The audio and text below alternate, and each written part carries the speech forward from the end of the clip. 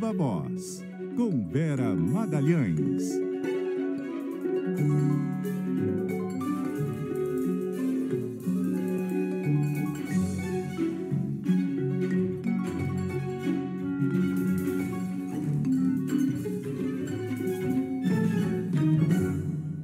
Oi, Vera, boa noite, tudo bem? Oi, Carol, boa noite para você, para o Muniz, para todo mundo que nos ouve e nos assiste. Boa noite, Vera. Vera, hoje tem muito assunto. Vamos começar falando de tarifaço, porque o presidente Lula conversou com o primeiro-ministro da Índia, o Narendra Modi, para alinhar ali os discursos e a reação às tarifas aplicadas pelo governo americano. A gente tem informação sobre isso em São Paulo com o André Pinheiro. Oi, André, boa noite. Oi, Carol, boa noite para você, para a Vera, para o Muniz e também ao nosso ouvinte. O presidente Lula conversou nesta quinta-feira por telefone com o primeiro-ministro da Índia, Narendra Modi, um dia após o presidente dos Estados Unidos, Donald Trump, impor uma tarifa de 50% sobre o país asiático. Com isso, a sanção tarifária da Índia imposta aos Estados Unidos se iguala à do Brasil. Na conversa, os dois presidentes conversaram sobre as tarifas e defenderam o multilateralismo. O comunicado divulgado pelo Palácio do Planalto diz que Lula e Modi conversaram por cerca de 1 hora. De acordo com o governo brasileiro, Lula confirmou que fará uma visita de Estado à Índia no início do ano que vem. A nota diz ainda que Lula e Narendra Modi também trocaram informações sobre o Pix e o sistema de pagamento indiano. No caso da Índia, o presidente Donald Trump justificou o aumento tarifário por causa da compra de petróleo russo. A escalada da crise ocorre meses depois da troca de elogios entre os líderes dos dois países. O primeiro-ministro indiano, Narendra Modi, foi um dos primeiros líderes mundiais a visitar a Casa Branca depois que Trump assumiu o segundo mandato. Trump, por sua vez, chegou a se referir a Modi como um grande amigo e sinalizou que queria aumentar os negócios comerciais com o país asiático. Nesta semana, o governo indiano anunciou que Narendra Modi fará a primeira visita à China em mais de 7 anos, num sinal de reaproximação entre as duas potências asiáticas. Carol. Obrigada, André. Ô, Vera, enquanto isso, nada do pacote do plano de contingência, né, para ajudar os exportadores. Ainda nada, Carol. Ontem, depois do Viva Voz, eu conversei com uma fonte que me contou que algumas divergências de concepção do pacote entre a equipe do ministro Fernando Haddad e o próprio Planalto estavam atrasando a divulgação do plano, porque o Haddad está muito convencido de que se deve, nesse primeiro momento, ficar apenas na concessão de empréstimos subsidiados da parte do BNDES, sem nada que signifique renúncia fiscal, qualquer tipo de nova isenção tributária, alívio na cobrança de tributos. Ele quer evitar tudo isso, porque ele acha que, ainda que o TCU reconheça que isso não vai ser computado no arcabouço fiscal para fins de cumprimento da meta fiscal desse ano, ainda assim tem um impacto fiscal e orçamentário. E o ministro quer evitar isso num primeiro momento. Se for necessário, se os efeitos da quebra das exportações para os Estados Unidos realmente forem graves e prolongados, aí sim, num segundo momento, a Fazenda admite estudar algo como um reintegra para setores que exportam muito para os Estados Unidos. Mas, nesse primeiro momento, seria apenas uma medida provisória, tudo na mesma MP, e tudo focado em empréstimo subsidiado do BNDES. Aí, com várias faixas, que a fonte chamou de bandas, a depender do tanto que cada setor vai ser afetado. E, para isso, tem uma tabela. Se a empresa depende quantos % de exportações e desse total que ela produz para exportar, o quanto é voltado para os Estados Unidos. A partir dessa ponderação é que se vai ver quem entra em que faixa e com que tipo de subsídio, prazo para pagar, etc. Então, me parece que ainda é uma estrutura que está sendo azeitada e depende desses últimos estudos que se pediu. Me disseram que o presidente Lula, hoje de manhã também conversei com outras fontes, que o presidente Lula está muito focado e pediu para todo mundo para evitar o que ele chama de escapes ou de fuga de dinheiro para quem não precisa. Ele lembra outros programas em que muita gente entrou de carona ali, PERSE, né? Isso, PERSE e outros, e ele fala que não quer que haja captura de dinheiro público por parte de quem não precisa. Então, isso também está levando a que se passe um pente fino ali nos modelos, nas planilhas, para fechar algo bem azeitado. Então, as fontes não me deram nem garantia de que saia ainda essa semana. Tem notas técnicas que vão acompanhar a MP e elas são complexas. Tem uma série de resoluções da Fazenda e do CMN que vão acompanhar a edição da própria medida provisória, então parece ser algo em montagem. Quanto a essa conversa do Brasil com a Índia, me parece que vai ser necessário cada vez mais que se busque novos alinhamentos. Se cada país sair negociando o seu próprio caso com os Estados Unidos, parece ser tudo que o Donald Trump quer, porque isso enfraquece, ninguém no mano a mano é tão forte quanto os Estados Unidos, todo mundo é mais fraco, todo mundo vai fazer mais concessões do que gostaria. E, com isso, se tem aí uma política tarifária totalmente desbalanceada. Se os blocos ou alguns países se unirem, tanto para diversificar mercados para aqueles mais penalizados, quanto para responder, aí eu acredito que se tem mais força para negociar e até para os Estados Unidos recuarem, porque aí os efeitos internos das medidas vão fazer com que o público norte-americano, o consumidor norte-americano, pressione mais fortemente o governo Trump para desistir dessa guerra tarifária.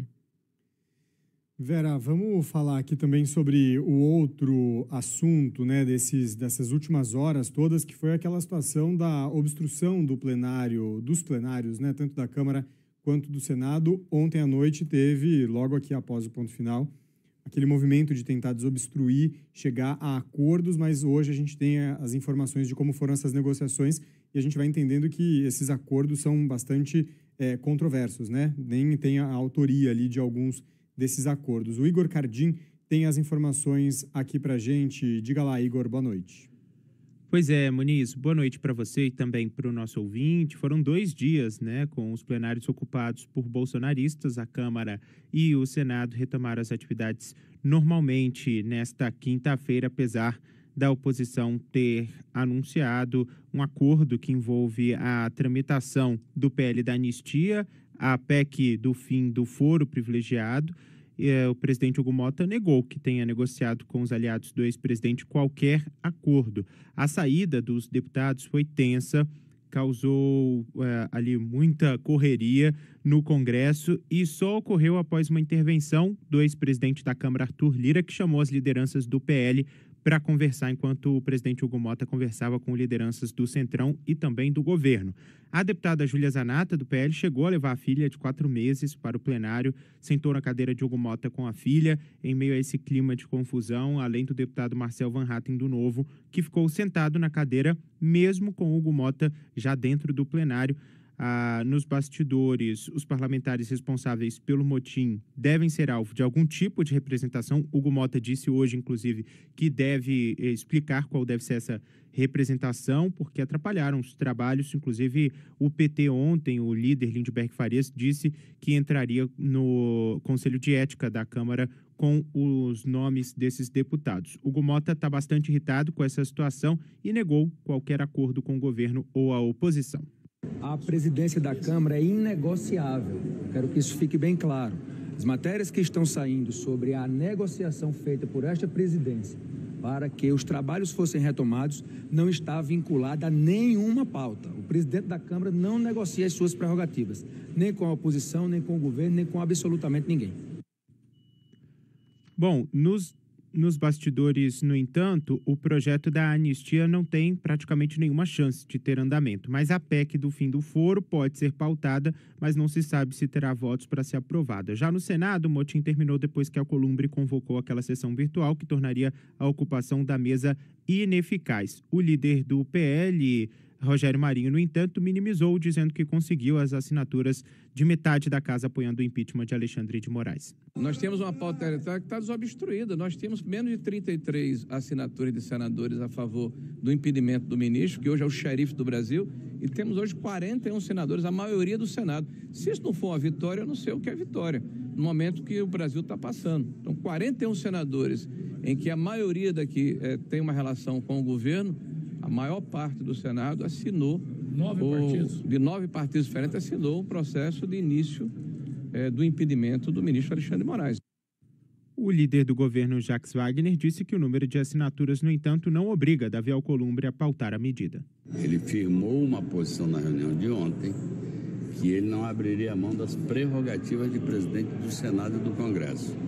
E pelo texto constitucional, a admissibilidade de qualquer processo de impeachment de ministro supremo pertence ao presidente do Congresso Nacional. O que ele vai fazer, eu não tenho bola de cristal para adivinhar, mas ele foi bem claro que pode ter 20, pode ter 30, pode ter 40, pode ter 60 assinaturas, a admissibilidade é uma decisão dele. Na volta dos trabalhos, o Senado aprovou em 15 minutos aquela MP que isenta do imposto de renda quem ganha até 2 salários mínimos. Agora o texto segue para a sanção do presidente Lula. Carol Muniz e Vera. Obrigado, Igor. Igor Cardim, direto de Brasília. Inclusive, Vera, a gente falou mais cedo aqui no Ponto Final sobre uma manifestação do deputado Sóstenes Cavalcante, o líder do PL na Câmara, falando sobre esse acordo, reforçando que quem define a pauta são os líderes e não o presidente da Câmara. A gente tem um trechinho do que disse ele também para complementar como que está essa situação desse acordo aí para tentar desobstruir os trabalhos por lá. Estão aí falando que não houve acordo por anistia. Está errado. O que eu falei na tribuna, o que eu falei ontem na coletiva de imprensa é que há acordo dos líderes para votar fim do foro e anistia. O que não fizemos para não expor e não sermos considerados chantagistas foi acordo com o presidente Hugo Mota.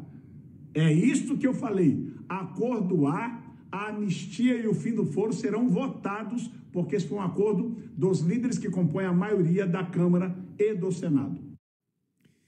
Como é que fica essa situação, né, Vera?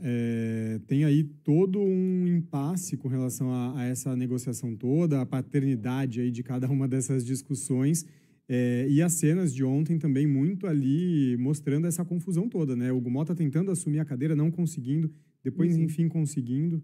Exato, Muniz. Umas cenas ali de zero civilidade, a gente vê a irritação do presidente da Câmara, Hugo Mota. Tem aí notícias de que ele teria sido deixado para trás e que o Arthur Lira teria negociado diretamente com esses deputados, o que fere muito a autoridade dele, daí porque ele está muito irritado. Inclusive, a Samantha Klein, nossa repórter, está na linha com a gente e tem um complemento dessas informações a respeito de quais são as punições possíveis. Boa noite, Samantha.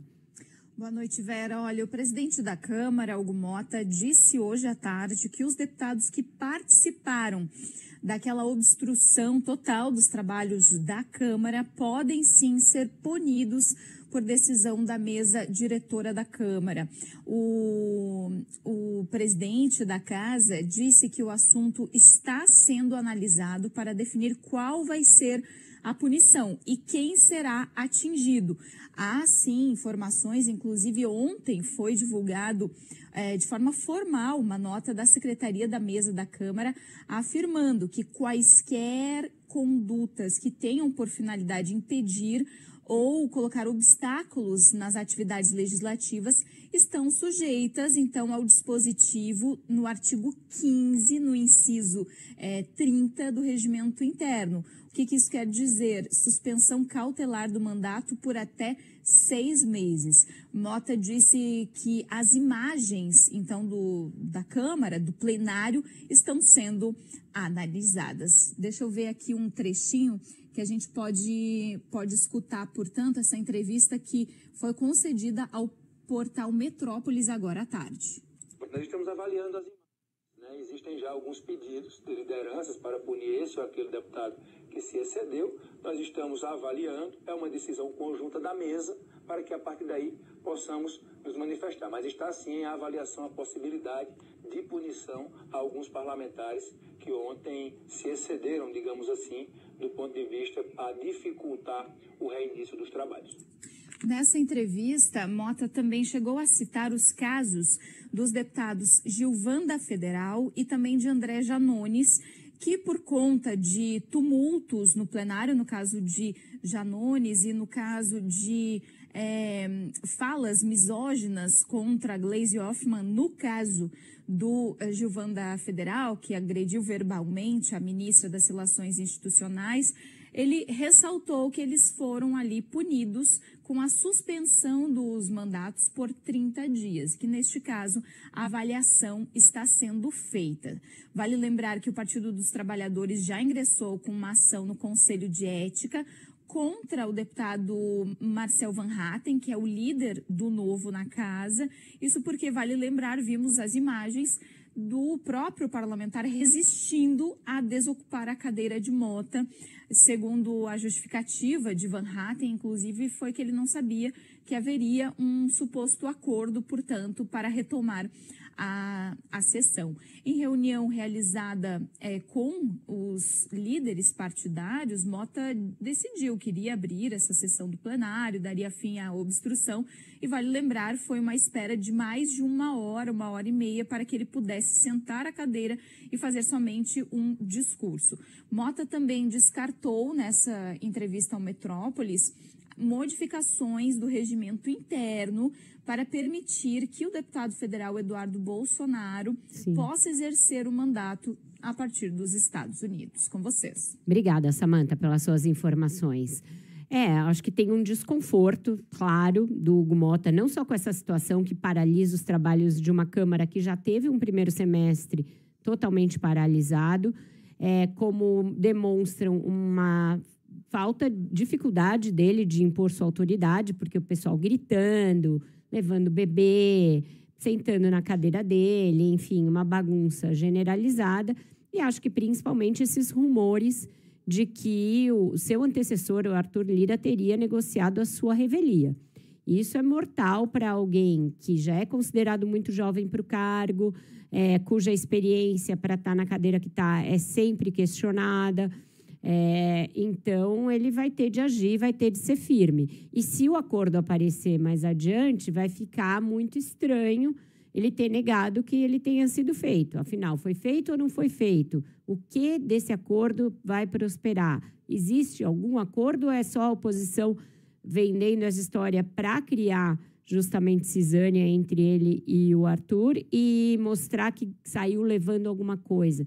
Então, o estudo tem que ser mais bem esclarecido. Eu falei com pessoas próximas ao deputado Arthur Lira, que também negam que ele tenha passado por cima do Mota e negociado sem a presença dele. E no Senado, essa sonora que a gente ouviu com o Igor, do senador Rogério Marinho, dizendo que já existem 41 assinaturas para o impeachment do ministro Alexandre de Moraes, essa me parece ficção pura. Não vejo, eu pego toda a lista ali, a nominata dos senadores, não vejo onde vai haver essas 41 assinaturas. A começar que, por exemplo, o Ciro Nogueira, que é um dos bolsonaristas mais empedernidos do Senado, não assinou. Então, quem são esses outros que assinaram? Não se chega a esse número. Eu perguntei para um senador bolsonarista, então, tem esse número? Aí ele falou que é zero, o sentido de que haja esses... Ele escreveu zero. Não existe, portanto, essa coisa. É também uma tentativa de criar ali uma sensação de que eles estão sendo censurados, que estão sendo tolhidos no seu direito à representação, etc. Repito, nunca houve caso de impeachment de ministro do Supremo Tribunal Federal no Brasil. Nunca houve nem nos Estados Unidos. Havia um caso, uma proposta de impeachment nos Estados Unidos, e era por corrupção braba. E antes de começar o processo, o integrante da Suprema Corte renunciou. Não é o caso no Brasil, não tem precedente e não vai ser agora. Então, a oposição está querendo criar todo esse ruído, talvez, para obscurecer o fato de que o Brasil está enfrentando esse tarifaço maior do mundo, maior de todos, por obra e graça do senhor Eduardo Bolsonaro. Então, Parece que estão criando um tumulto para deixar de lado o fato de que a gente vai ter sérios problemas econômicos pela frente e que isso se deve à família Bolsonaro. Então, para linkar com o começo do que a gente estava falando aqui, seria importante o governo anunciar logo de uma vez o seu plano. Porque aí fica claro que está trabalhando para o país, que está trabalhando para conter os danos para a economia do país, para os empregos, etc., enquanto a oposição está só tumultuando e celebrando, de alguma maneira, a intervenção do governo Trump na economia e na política brasileiras. Agora, Vera, ainda que não passe impeachment de ministro ou mesmo anistia, tem algumas pautas aí que a gente tem que ver como é que vão avançar, né? Por exemplo, essa de condicionar a investigação contra parlamentares ao aval prévio do Congresso e a mudança no foro privilegiado, né? Sim, exatamente. Dessas daí, a mudança no foro privilegiado pode até entrar em discussão, mas vejamos o seguinte, ainda que se aprove, não vai valer para um processo já em andamento, então é inócuo. Sim. No caso do Bolsonaro, quando é para benefício do réu, a lei pode retroagir, mas é muito subjetivo o que é benefício e o que não é, num caso como esse. Então, o próprio Supremo julgaria que não tem sentido, que isso é inconstitucional mexer no processo no meio do caso, até porque nesse caso, tem aí crimes contra o Estado e tal, tem outras camadas para além só da discussão de foro. Então, me parece tudo isso inócuo e chover no molhado. Acho que os parlamentares estão preocupados em advogar em causa própria, né? Essa do foro aí, está cada um preocupado com a sua própria situação. Lembrando que o Datafolha mostrou nessa semana que, se não me engano, 78% dos brasileiros acreditam aos trabalhos do Congresso um trabalho mais em causa própria do que a toda a nação. Então, de fato, se isso passar, vai só reforçar essa ideia majoritária do nosso país, né? Pois é. Vamos para o intervalo, que já estamos atrasados? Intervalo, depois o repórter CBN, a gente volta já com o Viva Voz.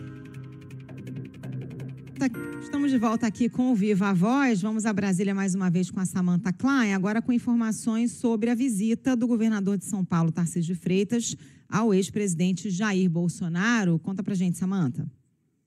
Carol, foi na tarde de hoje, durou cerca de 1h20, mais ou menos, e um dos pontos dessa conversa, aliás, Tarcísio de Freitas foi a primeira autoridade a fazer uma visita a Bolsonaro, que cumpre, então, a prisão domiciliar. E um dos pontos da conversa foi o futuro da chapa da direita na corrida eleitoral em 2026, mas Tarcísio saiu sem conversar com a imprensa. Essa visita foi autorizada pelo ministro Alexandre de Moraes. O próprio Tarcísio alegou nesse pedido que é um correligionário e também amigo do ex-presidente, assim como ele, outros aliados obtiveram autorização para essas visitas. No caso de outros correligionários do PL, incluindo o presidente da sigla, Valdemar Costa Neto, Moraes justificou, ao indeferir esse pedido, que as solicitações de comparecimento são genéricas e que precisam ser reformuladas de maneira individualizada e específica. Além disso, Moraes também autorizou a visita dos médicos de Bolsonaro e ainda afirmou que, se houver necessidade de internação urgente, isso pode ser feito, obviamente, mas a corte precisa ser comunicada num prazo de até 24 horas. Com vocês. Obrigada, Samantha. Vera, o governador Tarcísio já teve muitas idas e vindas, né, nessa relação com o Bolsonaro, nas falas públicas dele depois do tarifaço, se aproximou novamente depois dessa decretação de prisão e está tendo uma reunião dos governadores de oposição na casa do governador Ibanez, justamente numa tentativa de alinhar um discurso, né? Isso, a Isis Tassiarini está acompanhando, deve vir ainda durante o Viva Voz com informações a respeito do que eles vão anunciar.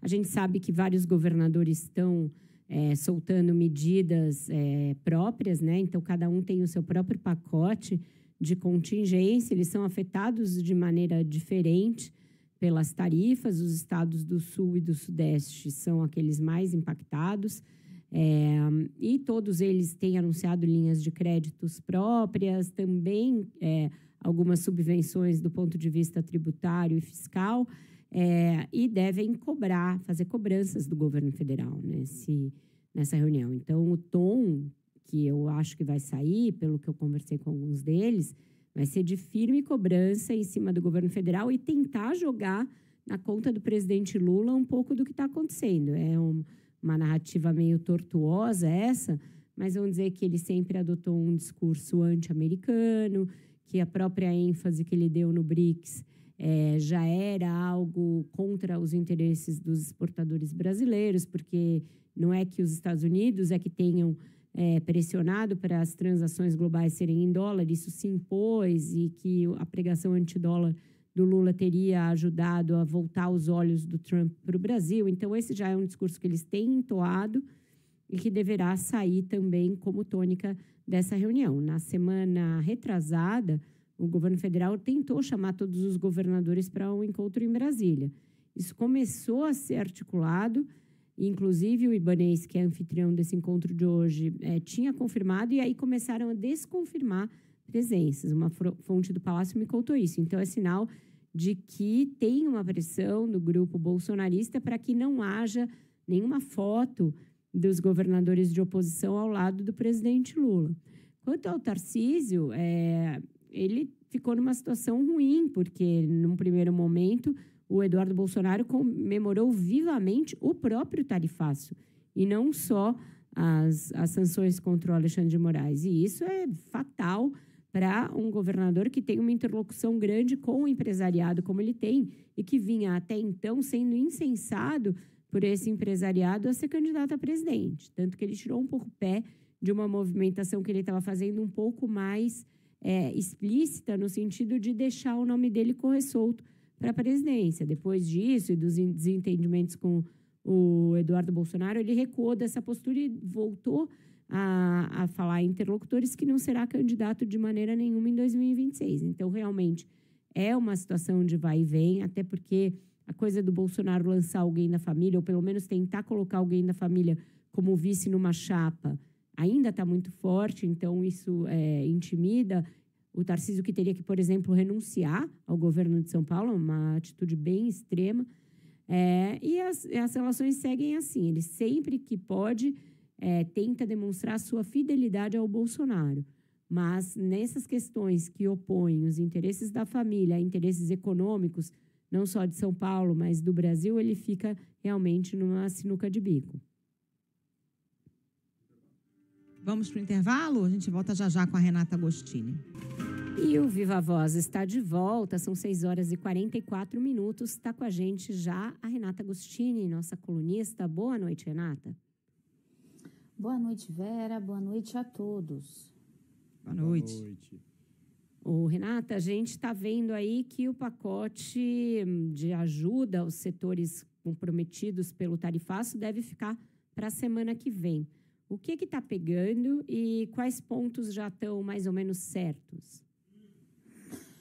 Pois é, o governo começou a semana em certo ritmo de urgência, queria que fosse tudo mais ou menos concomitante. O início da vigência do tarifaço, um pronunciamento do presidente, junto com o anúncio desse pacote de socorro às empresas dos setores afetados pelo tarifaço americano. Havia até ali uma meta do Palácio do Planalto de que esse anúncio do que será, né, esse pacote de socorro fosse feito junto com a reunião do Conselhão. Várias pessoas em Brasília, inclusive integrantes do empresariado, e aí seria um momento propício para isso acontecer. Mas, ao decorrer da semana, a coisa foi atrasando e agora o cenário é que fique para a semana que vem, como a Vera comentou. Existe uma preocupação grande de integrantes do governo de fazer com que esse pacote seja colocado na rua, mas ele não repita alguns erros que, especialmente aos olhos da equipe econômica, ocorreram, por exemplo, no caso do auxílio ao Rio Grande do Sul. Há uma interpretação de uma ala do governo de que ali, apesar de extremamente necessário e importante, houve dinheiro chegando na mão de quem não necessariamente estava necessitando. Então, existe um trabalho que está sendo feito para conseguir colocar as condicionantes e de como seria essa eventual fiscalização dos recursos. Ou seja, é para ajudar a empresa que foi pega no contrapé pela tarifa de Donald Trump, mas não é para dar dinheiro barato na mão de um empresário cuja vida não foi impactada. Renata, já tem alguns pontos certos aí nesse pacote? O que a gente pode antecipar? O governo está trabalhando com duas frentes. Uma é do crédito, ou seja, uma linha parruda de crédito para essas empresas e um acesso ao crédito. E aí vamos lembrar, sim, tem dinheiro do governo porque não se está imaginando uma linha a preço de mercado, uma linha com juros mais acessíveis, portanto, com algum grau de subsídio, mas que o acesso a esse crédito ele seja condicionado à manutenção de emprego. A gente viu esse tipo de modelagem acontecer na pandemia, por exemplo. Todo mundo vai lembrar que o governo lançou um programa, mas que trazia benefícios fiscais. A modelagem aqui é baseada no acesso ao crédito mais barato. Algumas razões para isso, mas me parece que a mais sensível é o fato de que o ministro Fernando Haddad está numa cruzada já há bastante tempo contra a desoneração, por exemplo, da folha de pagamentos, né? O governo, inclusive, levou esse tema para o Supremo Tribunal Federal, foi alvo de muita discussão, muito estica-puxa com o Congresso. Então, nesse momento, abrir de novo essa porteira, existe uma avaliação de que pode ser perigoso.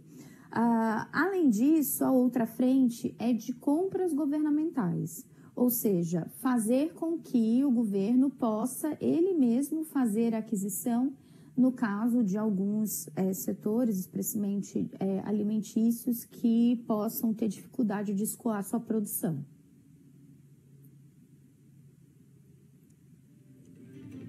É isso. Bem, Renata. Não, é isso. Obrigada por hoje, viu? Obrigada, pessoal. Até semana que vem. Um beijão. Valeu. Beijo. Beijo, Renata. Alguns pontos aí já se delineando, né, Vera? Não tem muito para onde fugir, né? Enfim, manutenção de emprego, são pontos que a gente já imaginava que estariam contidos aí nesse pacote. Falta delimitar, refinar, enfim.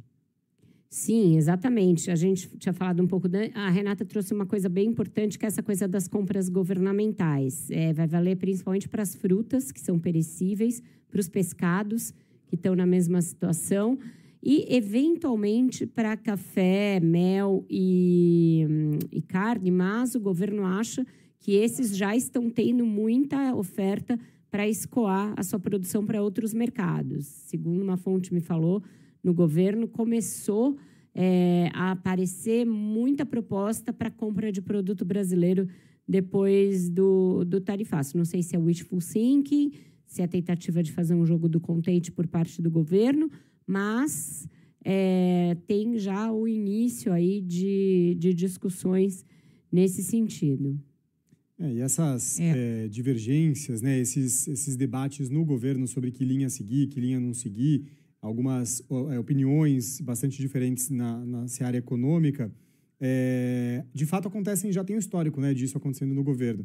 Agora, nesse caso, é um caso mais delicado, por ser um problemão que não estava ali no radar do governo, mas também não dá para esperar tanto, não dá para isso se tornar um empecilho, porque tem muito emprego em jogo, né? Tem muito problema de economia real que pode acabar se tornando um problemão para as pessoas e, no final das contas, até para o governo também, né? Exato. E mesmo a discussão sobre começar a usar ou não a lei da reciprocidade, ela está também em curso no governo. O Lula dá sinais de que quer usar, mas ele é aconselhado pelos seus auxiliares a não fazer isso, a buscar um plano de contingência e planos alternativos, mercados alternativos, mas não chegar a acionar a lei da reciprocidade, porque a gente sabe que o Trump é imprevisível e ele poderia escalar mais ainda contra o Brasil, e o Lula sendo aconselhado a frear o que me chamaram o seu instinto animal ali, de animal político, que aparece em algumas declarações, aparece em algumas reuniões. Numa reunião me contaram que ele voltou a jogar a cartada da possibilidade de quebrar patente de medicamento, mas todo mundo está na linha do deixa disso. Está agora com a Isis Taciarini, porque tem pelo menos alguma informação parcial a respeito da reunião dos governadores que a gente falou mais cedo. Boa noite, Isa. Oi, Vera. Muito boa noite a você, ao Muniz, a Carol, a todo mundo que nos acompanha. Eu só vou inverter um pouquinho, Vera, para falar primeiro sobre o vice-presidente Geraldo Alckmin, que é quem está articulando todas essas negociações com o governo americano, porque ele fez uma fala agora há pouco, enquanto eu aguardava para entrar com vocês a imprensa, e disse que talvez o plano de socorro, né, aos setores mais afetados fique para ser anunciado na próxima semana. Alckmin explicou que ontem essas medidas foram apresentadas ao presidente Lula e ficou dele bater o martelo, aprovar todas essas alternativas para ser anunciado, provavelmente entre segunda ou terça-feira. Alckmin sinalizou que neste momento a prioridade é socorrer aquelas empresas de fato mais afetadas. Vamos ouvi-lo. Só baixar um pouquinho. Ele foi apresentado ao presidente Lula, terminou ontem tarde da noite o trabalho, o presidente vai bater o martelo aí vai ser anunciado. Se não for amanhã, provavelmente na segunda ou terça-feira. Então, o plano de contingência é exatamente para poder atender aquelas empresas que foram mais afetadas. E aí, voltando a falar sobre a reunião que você comentou, Vera, dos governadores, né, mais de centro e de direita, o governador de São Paulo, Tarcísio de Freitas, foi um dos que marcou presença e ele disse que vai cobrar energia do governo federal nessas negociações com o governo norte-americano, frisou que é fundamental o engajamento do Palácio do Planalto nas negociações das tarifas e que também o governo precisa apresentar um cronograma claro, com ações, datas, medidas de mitigação para os impactos. Falou que o setor produtivo está muito preocupado, principalmente aqueles mais específicos, como café, proteína animal, setor de pneus, e frisou, né, que um dos temas das pautas desse encontro foi justamente quais os caminhos para adotar e resolver o problema. Tarcísio, inclusive, foi bem taxativo ao dizer que, se for necessário, o governo precisa buscar a ajuda do Congresso para poder abrir esse diálogo. Então, a reunião nasce com a preocupação com as empresas, com os negócios, com os empregos. A gente teve a oportunidade de debater aqui alguns setores específicos da economia de cada um dos estados, notadamente aí o setor do café, o setor da proteína animal, o setor de máquinas e equipamentos, o setor de pneus. Discutimos muito, né, as razões dessa crise, o porquê e quais são os caminhos, né, que a gente pode adotar para resolver o problema. Existe uma questão de imprudência em termos de relação internacional, né? A gente acabou indo para um caminho muito ruim, um caminho que acabou agredindo um parceiro histórico do Brasil, um grande investidor estrangeiro direto, e a gente precisa cobrar do governo federal, que tem essa responsabilidade, que conduz a política externa, energia nas negociações. Já o governador aqui do lado de Goiás, Ronaldo Caiado, disse que o presidente Lula mostra uma insensatez ao dizer ontem que não vai se humilhar para ligar para o presidente norte-americano e frisou que se o presidente Lula não quer conversar, a ele interessa a crise e aos governadores não. É com você, Vera, Carol e Muniz. Obrigada, Isa, pelas Obrigada, suas informações. Isa. Gente, bem na linha do que você falou que eles iam fazer, né, Vera? Não, imprudência. Ah, não, fala sério, né? De quem é a imprudência? De quem é a imprudência? De quem vai para os Estados Unidos conspirar contra o Brasil ou do governo federal? Não, pera um pouco. Eu acho que tem que ter uma boa dose, pelo menos, de compromisso com a realidade, né? A gente está atravessando o que está atravessando não por um problema do governo federal. O governo federal tem vários problemas, a gente passa muito tempo aqui no Viva Voz dissecando todos eles. Ninguém está de olhos fechados para isso. Porém, dizer que o tarifaço se deve à imprudência ou falta de energia ou quaisquer outras características que tenham sido ditas aí nessas entrevistas dos governadores é falsear fortemente os fatos e a realidade. O tarifaço se deveu há um empenho pessoal e árduo da família Bolsonaro para prejudicar o Brasil. É preciso que se tenha muita clareza a respeito disso, sob pena da gente ficar adotando um discurso absolutamente vazio. E esses governadores têm compromisso com os seus eleitores, têm compromisso com os empresários dos seus estados, com os empregadores dos seus estados, com os empregados que vão perder as suas vagas nos seus estados.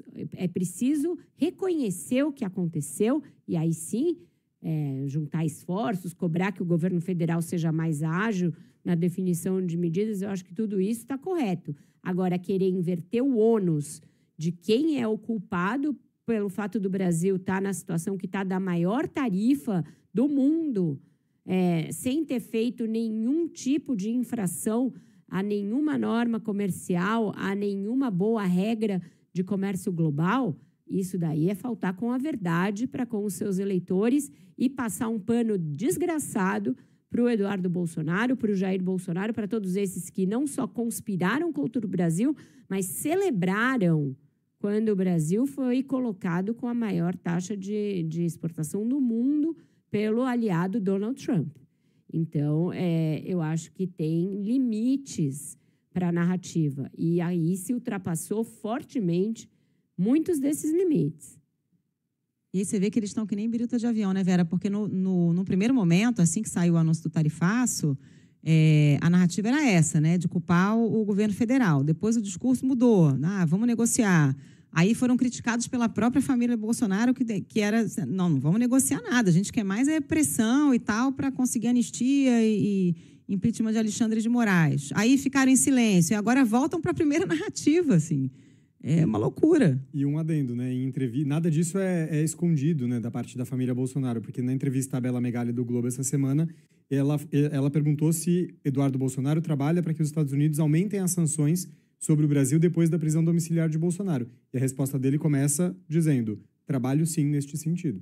Trabalho de noite, trabalharei, né? Tá lá, se mudou para os Estados Unidos, abriu mão do mandato que recebeu dos eleitores de São Paulo para trabalhar contra o Brasil e se orgulha disso. Então, eu acho que para ser leal com os seus eleitores e com o povo dos estados que comandam, os governadores deveriam, pelo menos, reconhecer que o problema nasce, cresce e se institui com um sobrenome. E esse sobrenome é Bolsonaro. Ficamos por aqui, Vera. Ficamos por aqui. A gente ainda vai falar muito desse assunto nas próximas semanas. Até amanhã. E um bom jornal para vocês aí na última hora. Até, Vera. Boa noite. Beijo. Boa noite.